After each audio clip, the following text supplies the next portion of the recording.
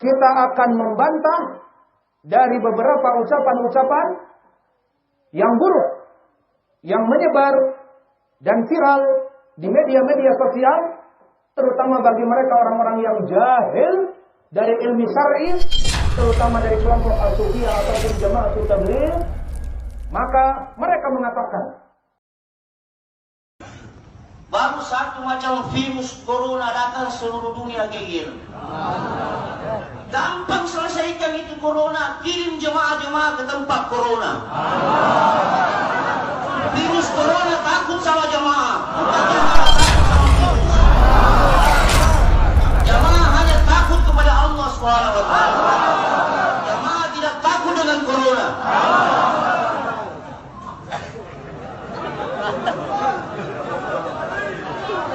Di mana banyak virus corona, hantar jemaah. ولا تقف ما ليس لك به علم إن السمع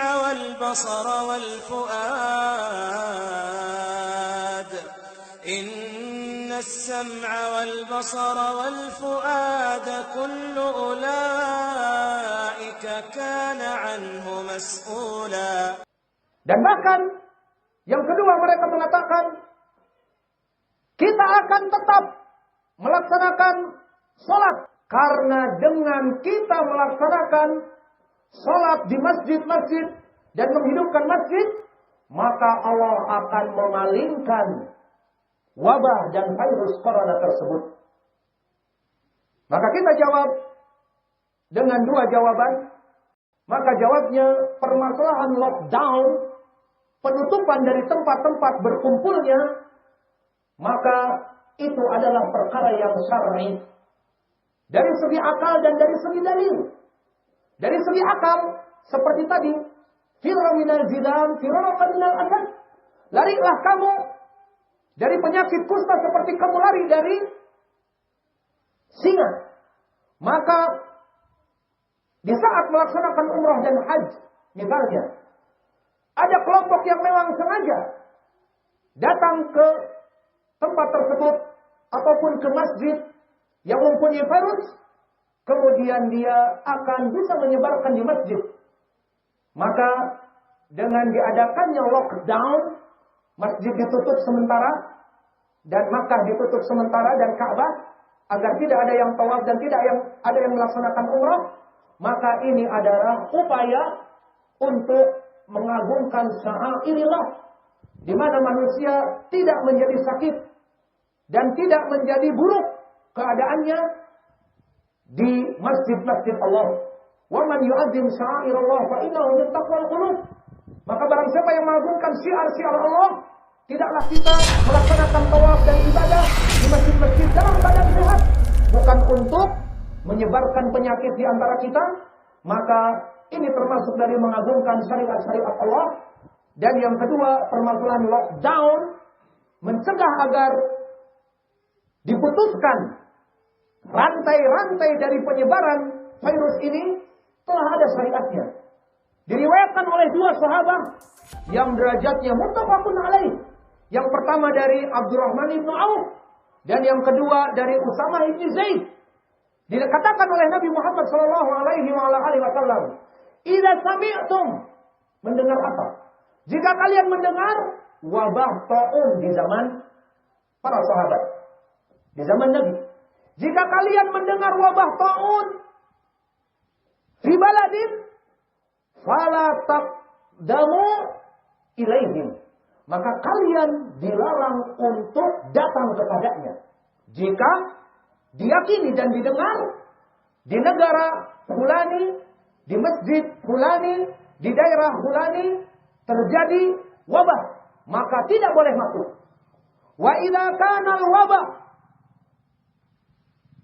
yusab fi baladihi, kemudian jika wabah terjangkit di daerahnya, falyasbir fala yakhruj, maka dia bersabar dan dia tinggal padanya. Tidak boleh dia untuk keluar, untuk menyebarkan penyakit kepada yang lain. Maka di dalam dua riwayat Abdurrahman ibn Auf dan Usamah ibn Zaid disebutkan dengan lafaz ini, wa zada fil lafzi Aisyah, dan ditambah di lafaz Aisyah, wa huwa yajlisu fi baitihi sabiran muhtasib wa mata ala dzalik ay ala ta'un ka'annahu ka'ajri syahid wa ya'taqid bi anna la yusibana illa ma kataballahu lana ka'annahu ka'ajri syahid. Maka barang siapa yang dia sabar menunggu di negerinya, menunggu di desanya dari wabah yang ada dan dia tidak keluar karena akan menyebabkan negeri lain dan tempat lain akan terjangkiti disebabkan dari dirinya, dia sabar di rumahnya atau di rumah sakitnya atau di tempat tidurnya, maka dia tertimpa bencana ini dan meninggal, maka dia bagaikan mendapatkan ajrul syahid.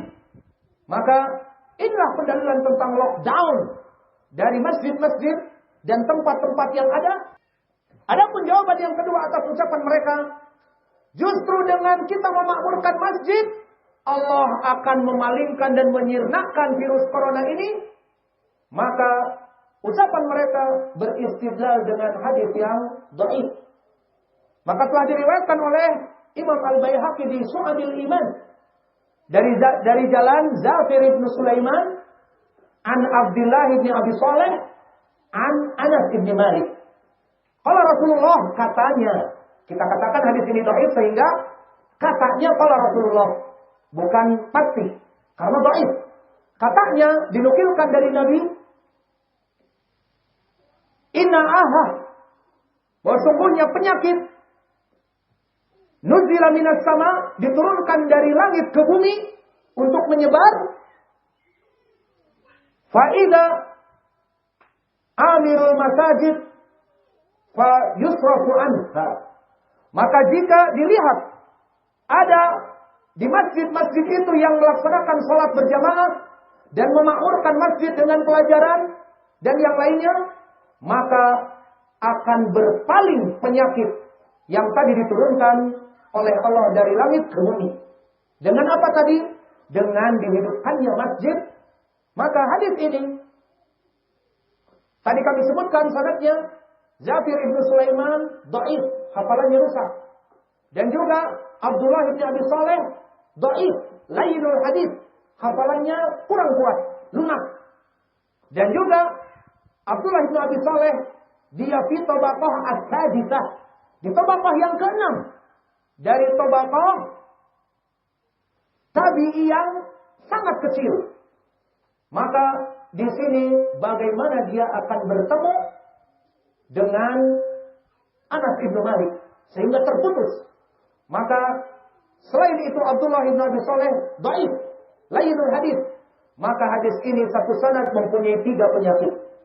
2 penyakit rawi yang dhaif dan terputusnya antara Abdullah ibn Abi Saleh dari Anas ibn Malik. Kemudian kata mereka masih ada jalan yang lain. Dan ini hadisnya qudsi. Masih dari Anas, dari Nabi, berkata Allah. Apa kata Allah? Kata mereka. Katanya Allah, inni la ahamma an unzilal wabah, thumma nazartu ila amiril masjid, fasaraftu anha.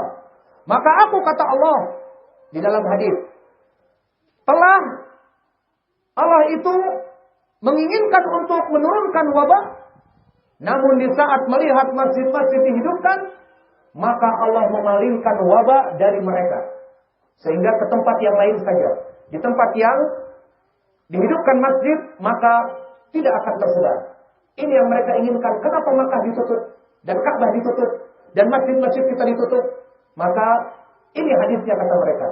Hadis ini pun sama dari Anas bin Malik, yang diriwayatkan juga Imam Al-Baihaqi di Syu'abul Iman, yang sanadnya bertumpu kepada Saleh Al-Marri dari Aban, dan Aban ibn Abi Iyas dhaif, dari Thabit dari Anas bin Malik. Maka rawi ini yang kami sebutkan, Saleh Al-Marri, dhaifun jiddan.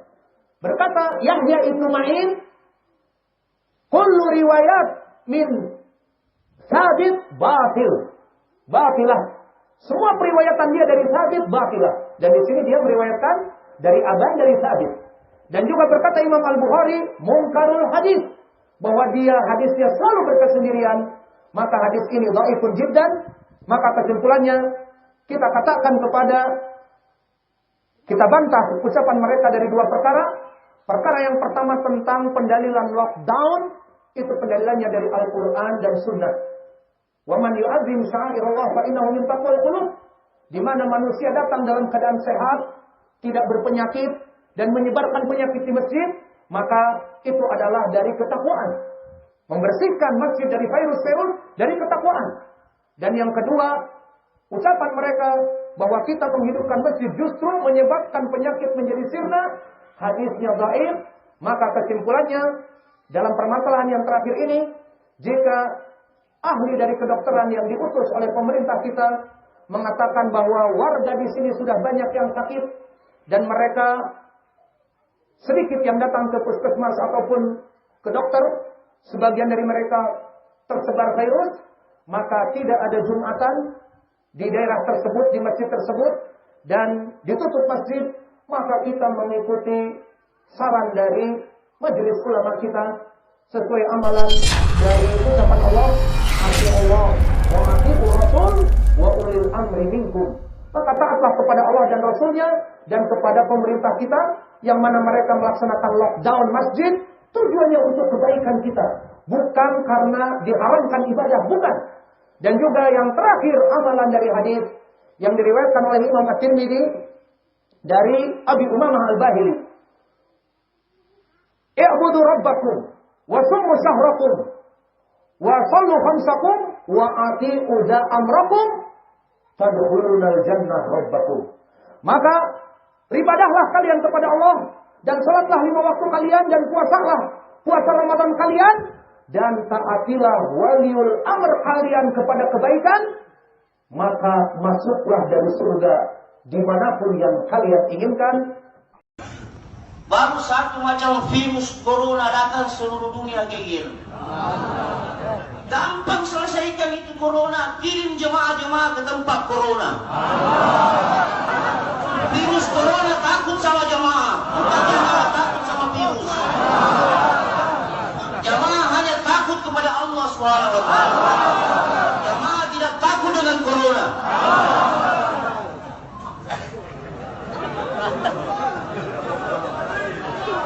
Di mana banyak virus corona, hantar jemaah. Jumlah pasien COVID-19 klaster jemaah tablik Masjid Sri Petaling, Kuala Lumpur mencapai 58 orang. 40 kasus ditemukan di Malaysia, sementara 16 kasus di Brunei Darussalam dan 2 kasus di Singapura. Jumlah tersebut diperkirakan akan terus bertambah seiring dengan dilakukannya pemeriksaan kesehatan para jemaah yang hadir dalam kegiatan yang berlangsung beberapa waktu lalu. Pemerintah Indonesia akan menelusuri warganya yang mengikuti acara Tablik Akbar di Malaysia pada 28 Februari hingga 1 Maret lalu. Menyusul adanya kasus positif corona yang terjadi pada sejumlah peserta acara itu, Presiden Joko Widodo mengatakan pemerintah akan menggerakkan tim reaksi cepat untuk menelusuri seluruh WNI yang menjadi peserta Tablik Akbar di Malaysia. Ya, setiap ada klaster baru, tim reaksi cepat kita pasti langsung masuk. Tadi saya sampaikan tim reaksi cepat yang dibantu dari intelijen BIN, dibantu dari intelijen Polri dan TNI. Pemerintah Malaysia sebelumnya telah menutup masjid tempat digelarnya acara Tablik Akbar. Menteri Kesehatan Malaysia, Adam Baba, mengatakan akan menelusuri setiap peserta yang terlibat dalam kegiatan Tablik Akbar. Malaysia juga meminta warganya yang mengikuti acara itu untuk secara sukarela memeriksakan diri dan mengikuti tes kesehatan terkait corona. Sekarang kita akan menjejaki mereka. Voluntarily kita merayu, sebab tu saya buat press conference lagi, saya merayu kepada semua yang pergi ke perhimpunan tablik di Masjid Sri Petaling supaya tampil untuk kita membuat saringan. Kalau kluster Sri Petaling, kalau kita lihat saringan hari ini, setakat ini kita telah melaksanakan 18,271 saringan. Dan yang sampel yang telah diambil untuk jemaah tabligh ini ialah 14,111 sampel telah pun diambil. Dan yang positif ialah 1,290 Negatif ialah 8,083 dan pending iaitu 4,738. Di Jakarta, saudara, lebih dari 100 orang diisolasi di masjid di wilayah Taman Sari, Jakarta Barat. Isolasi dilakukan setelah di antara anggota jemaah ada 3 orang positif corona. Masjid mendapat penjagaan ketat dari polisi dan TNI. Jemaah tabligh di dalam masjid akan menjalani isolasi selama 14 April. Gang di samping masjid juga ditutup portal dan terpal agar tidak ada orang dari luar yang masuk ke wilayah masjid. Kegiatan keagamaan di Masjid Jami dihentikan sementara.